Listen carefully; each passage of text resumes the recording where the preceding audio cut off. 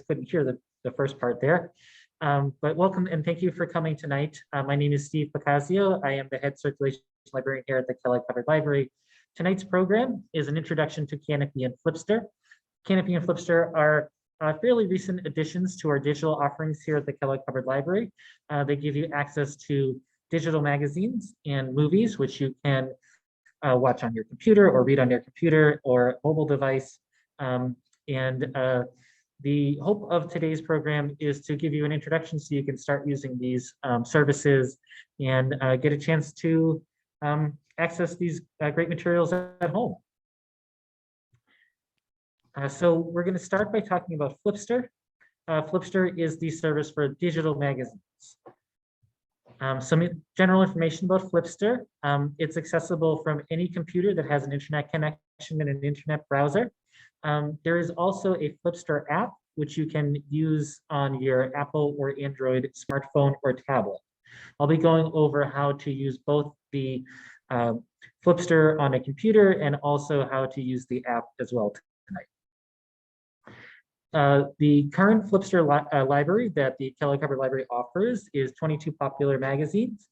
It is intentionally a diverse collection, so there are magazines for children as well as adults. And then there's also magazines that are general interest as well as ones for specific interest as well. In addition to getting access to the most recent issue of these 22 popular magazines, you also have access to a fairly large back supply of back issues. So if you missed an issue of the New Yorker or something like that, you can go back and read previous ones as well. The only thing that you need to access Flipster is your 14-digit library card number, which is on the back of your library card. If you don't know what your library card number is, just give us a call or send us an email or stop by the library. We'd be happy to get that information for you. So like I said, one way that you can access Flipster is on your computer. As long as you've got an active internet connection, you can get onto Flipster. So the first step in doing that is to get to Kellogg-Hubbard.org, which is the library's website. So I'm actually going to do that live for you right now. And sure. All right. Okay. So here I am at Kellogg-Hubbard.org, and in this main menu that runs across the top of the screen here, under Digital, I'm going to want to scroll down and click on Flipster. And now here at this page, as you can see, there's some instructions written here, and under from your computer, there's a click here to navigate to Flipster. So I'll click on that link, and that will open up Flipster for me. So like I said before, you do need your 14-digit library card number in order to access Flipster. So the first step is to type in your 14-digit number. You'll type it in without any spaces. On the back of your card, you'll see some spaces on there. You just type it all in without ignore the spaces.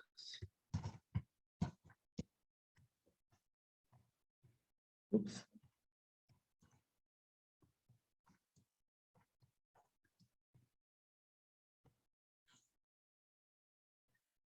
All right, so we are now in Flipster. That's the complete login process. It's pretty easy. So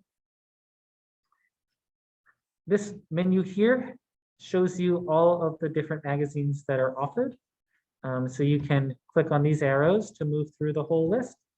You could also see it as a horizontal list if you want, a vertical list rather, if you wanted to, by clicking View All. And then you can see all of the different magazines here that are offered. Once you find the magazine that you want, you'll either want to click on the cover image if you're on that first menu, or here I am in this menu, I can click on Read This Issue. It'll take a moment, but it will load up the magazine here.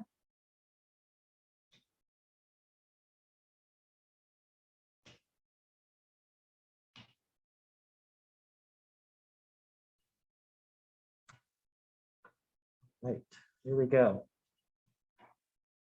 So here's the most recent issue of Consumer Reports. This is the most popular request we have as far as our magazines go. So that's why I chose this one. To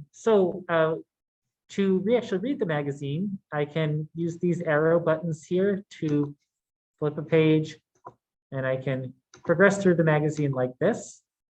I also have some other menu options on the right as well.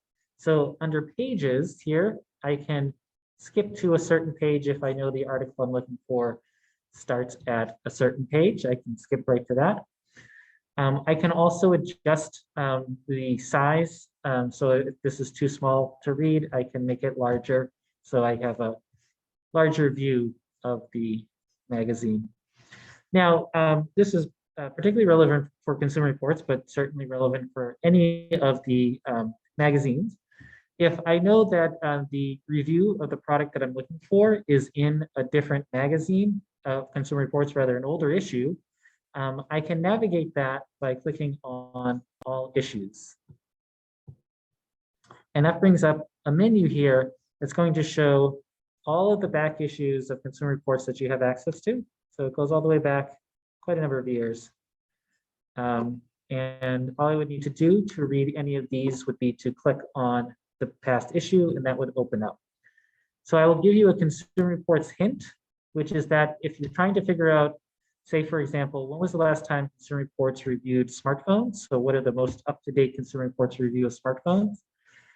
There's an index in the back of every Consumer Reports. It's not a complete comprehensive index, but it's a pretty good one. So if I look on the most recent issues index, I'm going to zoom in a little bit so I can read these small words better. And I look for smartphones. Here I can see the smartphones were last rated in the July 2021 issue, page 54. So now I can go over to my all issues in the menu, and I can go down to July 2021 to open that issue. I'm going to click on View to open it. Give it a minute to load up here. And now I can go to Pages and look for page 54. And here are my smartphone reviews on Consumer Reports. If you're ever trying to find something on Consumer Reports, obviously feel free to reach out to a librarian here, phone, email, stop in. But hopefully it gives you a little bit of a help in finding what you're looking for on Consumer Reports. And I do want to just go back to the home page real quick to show that in addition to regular Consumer Reports, we also have access to, let me go back all the way to the home page here, the buying guide, the annual buying guide. And this also, you could find smartphone reviews in this as well. It just doesn't have the full articles, it just has the numerical ratings. All right. So that is a real quick introduction to using Flipster on your home computer. Now I want to show you what it looks like if you use it on your app. So I'm going to go back to my slideshow here. And so Flipster is accessible through an app on smartphones and tablets that are Apple or Google, rather Android devices, excuse me. So if you have an Apple device, you want to go into your Apple App Store and search for Flipster and download the app. It should be free. And if you have an Android device, you would go into the Google Play Store and download the Flipster app. It's going to look something like this here. It will say Flipster Digital Magazines and have this logo. So after you've downloaded the app, your next step will be to log in. You should only have to log in once. It should remember your login once you do it. So the first step is to, if you click on the Get Started option, and then it's going to ask you what library you are a patron of. So you can do a search for your library if you have the functions in your phone set to recognize your location. It might automatically suggest Kellogg-Hubbard Library to you, or you can just do a search for Kellogg-Hubbard Library. And once you click on that, you will see a screen that may confuse you. it's a screen that's going to ask for a user ID and password. That is actually not the right login screen that you want. What you want to do is underneath the sign in button, you'll see this patron ID and login option. You want to click on that. Once you click on that, it's going to open a screen which is only going to ask for a patron ID, and your patron ID number is your 14-digit library card number. So you would type in your 14-digit library card number into that box right there, and then click on sign in. So that's sort of the one little tricky step with the app. The first way it shows you to sign in is actually not the correct way. You want to look for that patron ID login option. All right. So once you have entered in your library card number, you will open up the home page. It's going to offer all the same things that you'd see on the computer. It's just going to be a different layout. So on the home page, it's going to lay out the different titles, magazine titles, and you can scroll through those and pick the one that you want to read by just touching on the cover image. Once you do that, it's going to show you the most recent issue at the top of the screen, and it will give you a blue box that says download underneath it. And then if you scroll down, it's going to show you all of the past issues. So if you want to read the most recent issue of Consumer Reports, you would click on download right underneath the most recent issue. If you know you're looking for a past issue, you can scroll down, find that issue, and then to download it, you want to click on the little down arrow that's underneath the cover image. So the app is a little different from the computer in that to read something, you're actually going to download it onto your device. This can actually be handy if you know you're going to be outside of Wi-Fi range, if you're going to be on a plane, something like that. You can actually download some magazines and you don't need to have internet access to read them on your device. So once you've gone through the download process, you'll see that the blue button that says download will change to a green button that says read. And when you click on read, it will actually just open up the magazine for you on your screen. And you can scroll through by swiping left and right to change the pages, and that's how you can read the magazine. You also have a menu option in the top right. These three lines will open the menu, and you can use that to also navigate pages as well. All right. At the bottom of the Flipster app, there are always three options. So you'll see in the bottom left, there's an Explore option. The Explore option will bring you back to the screen where you choose the title, the magazine title that you want. So if you're reading Consumer Reports and you want to switch over to a different magazine, you click on Explore and you can go through the magazine list and pick a different magazine. If you click on the middle option, which says My Shelf, that gives you the option to see all of the magazines that you download onto your device. So as you can see here, I've downloaded 2 magazines. If I were outside of Wi-Fi range, if I didn't have an internet connection, I could still read these 2. I could just touch either of the cover images and start reading from where I had left off. And likewise, the last option, bottom right, the read option, that's going to take you to whatever the last page you were at was where you were reading. So those are what those 3 buttons at the bottom do. So that's a very quick introduction to Flipster and all its different ways of accessing it. It's a pretty simple to use interface. If you run into any problems, definitely please feel free to reach out to us. We are happy to help with any Flipster questions. Does anybody have any Flipster questions before I move on to Canopy? All right, great. So Canopy is a movie streaming service. So you get access to movies that you can stream on your computer, on your smartphone or tablet, or you can also stream them onto your television, depending on what type of TV setup you have. So if you want to use Canopy on a computer, just like with Flipster, you need to have an active internet connection and an internet browser. On the app, there's a Canopy app which you can download for an Apple smartphone or tablet, an Android smartphone or tablet. It is also listed as usable on an Amazon Fire tablet as well. You do need to have an active connection with those. This is purely streaming. There's no downloading. So this is something you always need to have an active connection to use. And then also, if you have a TV that is set up to use with an Apple TV player, an Amazon Fire TV, an Android TV, a Samsung Smart TV, Roku, Telestra TV, or Chromecast, if you have any of those setups on your television, you can put Canopy on your TV through that way as well. So Canopy is a fairly robust library. It's over 30,000 movies. The movies is quite a diverse collection. You'll find lots and lots of documentaries, educational materials, foreign language films, major award-winning films. It's new stuff, old stuff. It's a really interesting and a worthwhile collection to explore. With Canopy, every time you watch a movie, it counts as a credit. So you get 4 credits per month.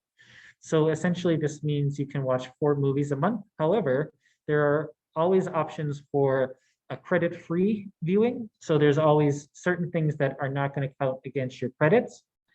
So you can actually watch more than 4 things in a month. At the end of the month, your credits automatically renew back to 4. So every month you get a fresh start. There is also a special section in Canopy called Canopy Kids. That's a specially curated section for younger viewers. Anything that's in the Canopy Kids section is totally credit-free viewing. So you never are limited in how much Canopy Kids you can watch. The other nice thing about Canopy is that you can sync it across multiple devices. So if you are watching a movie on your tablet and you stop, you're interrupted, you can then go into your computer later on and finish watching that movie. It's going to remember where you left off because you're using the same login to get to it. All right, so first I'll talk about accessing Canopy on a computer.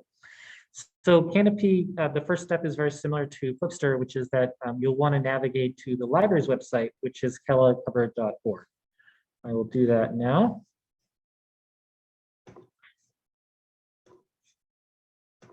All right. So here I am at the Kellogg-Hubbard Library's homepage.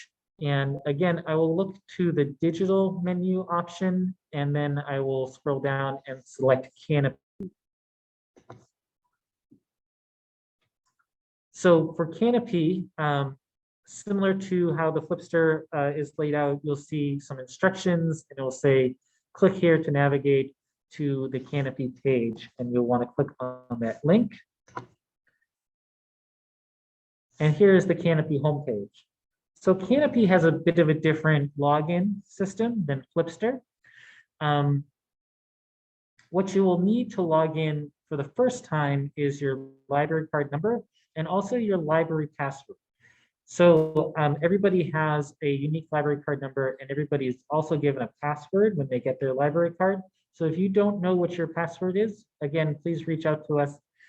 You can call us or email us or stop by the library, and we're happy to get you your password so you can start using this service. But the very first time that you use Canopy, you'll want to choose this add a library card option. What this will do is, first it's going to ask for the input of your 14-digit library card number. So I will put in my card number here. And then it's going to ask for your unique library password. Now this is the second step, which is what it wants you to do is to create a unique Canopy login. So to do that, you put in your name and then your email address. And then you create a password that is just for Canopy. So it can be whatever you'd like, but this is going to be your Canopy login password, so it's something you're going to want to remember or write down somewhere, however you manage your passwords.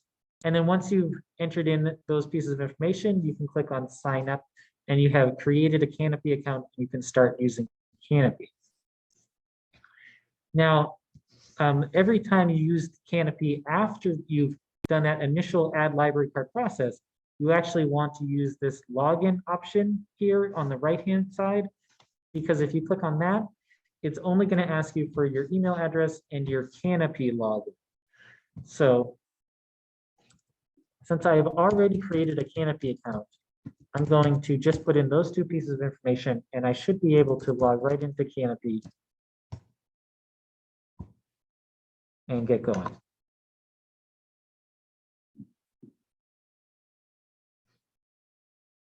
Okay, great. So here is Canopy. As you can see, it's laid out with a search bar at the top, and then it gives you some suggestions underneath that. So if I come to Canopy and I know I'm looking for something specific, I would recommend using the search bar. So for example, if I wanted to just watch a movie that was directed by Alfred Hitchcock, I can type his name into the search bar, and so underneath here is giving me some suggestions. So I'm going to click on Alfred Hitchcock in filmmakers, because that's specifically going to give me things that he made as opposed to movies about him. And here I can see all of the Alfred Hitchcock movies that I have access to through Canopy. And if I want to find out some more information about one of them, I can just simply click on the title. And I can read a synopsis and get some general information about the movie. I could watch a trailer as well if I just wanted to not commit fully to the movie until I've sort of seen a trailer and got an idea of what it is about. And then once I have decided that this is the movie that I'm looking for, all I would do is press play and it would start the movie. And it's a pretty simple interface. You can expand the movie to take up your whole screen. You can add subtitles if you want that. So it's pretty nice and easy to use. You'll also notice that once you hit play, this is your credits, your monthly credits here. This will change. This will go down by 1 once you hit play. So do make sure that you found the right movie that you wanted before you hit play, because it is going to affect your credits. So if I don't know what I want to watch, if I don't have a search term to put into the search bar, I can use the various browsing options. So here on the home page, they give lots and lots of sort of curated lists. So things that are new. Here for November, they're doing a list of noir movies. You can go down through this whole list, and these are just things that Canopy has, a list of movies that Canopy has put out that you might want to consider. Yes, please. If you press play on a movie and then you get on a fire, it's like, yeah, it's still a movie you like. That's right. So once you hit play, that counts as your credit use. So that's right. Yeah. So unfortunately, you cannot get a credit back once you hit play. So the other browse function that you have access to is up here next to the search bar. You can see there's a browse menu, and if you hover over that, it will give you some options. So for example, here I can go to browse, and then I can look at movies, and then I can specifically go to a specific genre and browse through movies in that genre. All right. So now that we've talked about credits, let's talk about how you can watch free things that don't count against your credits. So right on the home page, if you scroll down through all of these options, and they always put it way down at the end, so you got to just keep scrolling.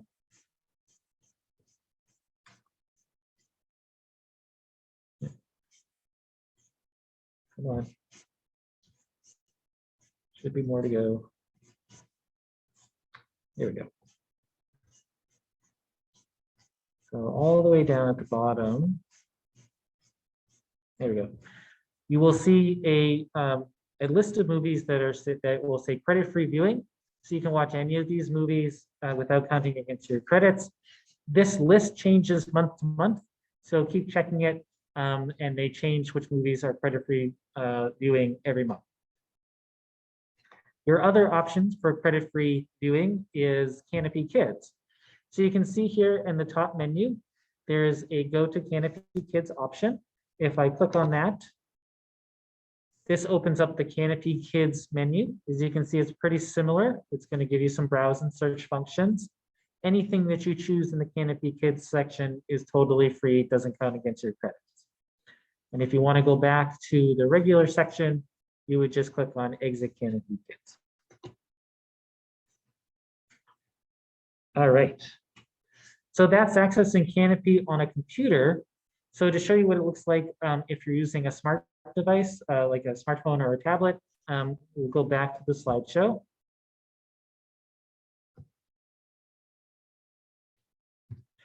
So if you are using an Apple device, you want to go to the Apple App Store and search for Canopy. And if you're using a Google device, rather an Android device, you want to go to the Google Play Store and look for Canopy. And you will see an app just simply called Canopy, and you'll want to download that. It will be free. Once you've downloaded the app and opened it, you'll see a sort of similar login options. You have the Get Started option, and then you have a login option underneath it. So if you have started on your computer and you've already entered in all your library card information and you created a unique Canopy password, you can just go right to login, and it's just going to ask you for those two pieces of information, and that's how you can log in. But if you're starting from scratch on the app, you would click on Get Started, and it's going to basically ask you the same things that it asked on the computer. It's going to ask you what library do you use, then it's going to ask you for your 14-digit library card number, your library password, and then it's going to ask you to input your name, your email, and a unique Canopy password. So similar login processes, whether you're on the app or on the computer. With the app, it should always remember once you've logged in once, so you only have to do it once. So once you've logged in, you have access to all of the same movies, all of the same search and browse functions. It's just laid out a little differently. So with the app, if you want to do a search at the very bottom, there's always going to be the same functions at the very bottom. And right in the middle is the search function. If you bring that up, it will bring up a search bar, which you can type your search term into. And one slight difference with the searching on the app is that right underneath the search bar, there's going to be some categories. The categories are videos, subject, people, or companies. So for example, if I was doing my Alfred Hitchcock search on my app, I would want to do Alfred Hitchcock and make sure to click on people, so that way it's searching specifically for Alfred Hitchcock as a film director, as opposed to a movie with the name Alfred Hitchcock in the title, because there's probably a documentary about him. But if I specifically wanted a movie directed by him, I would click on people. Likewise, if I knew the title of a movie, I would type that in and make sure that I click on the videos option. And that way I'm only searching for the titles. And then for browsing on the app, you can scroll through the home screen and you'll see the same lists of movies that you would see on the computer. And you can simply touch the poster image of the movie to bring up information about the movie. Or you can also, there's a browse option at the bottom here, and you can click on that, and similar options where you can click on movies and then go into genres, or lots of different options there for browsing as well. To find the credit-free movies, very similar to how you would do it on the computer, you just got to scroll and scroll and scroll all the way down to the bottom until you find that list of credit-free films, and then you can choose one from that list. And then once you found a movie that you would like, you would touch the image to open up the screen, which is going to give you a synopsis, the option to watch a trailer, all of those options. And right in the middle of the screen, you'll see the play button. Once you hit play, it's going to start the movie. It's going to deduct a credit if it's not a credit-free movie, and it will start playing right on your screen. Like I said before, this is a streaming service. There's no downloading involved, so it is going to stream on whatever Wi-Fi or however you're connected. So something to keep in mind, particularly if you're on a phone. Make sure you are connected to Wi-Fi, otherwise you're going to be streaming against your data, which you may or may not want to do. All right. So those are really fast and quick overviews of how to use Canopy and Flipster. Canopy is a much more substantial library. There's a lot of educational materials on Canopy, which I didn't touch on, and that ranges from your standard PBS documentaries to great courses series. So there's quite a lot of material in Canopy that's going to be a lot different from what you would encounter on a paid streaming service like Netflix. So it is definitely worth exploring some. But the idea of tonight's program was just to kind of get you started, get you through the initial processes so you can get going with that. So I definitely want to encourage everybody to try these things out. Certainly just start trying them. You can't break them. So log in and play around with them. And if you have any questions, if you run into any difficulties, by all means, reach out to us. The library's phone number is listed on the screen here, and that's my email address. So feel free to send me an email if you have a question as well. And any of the staff are also capable of helping you out and answer your questions too. Does anybody have any questions as I wrap up here?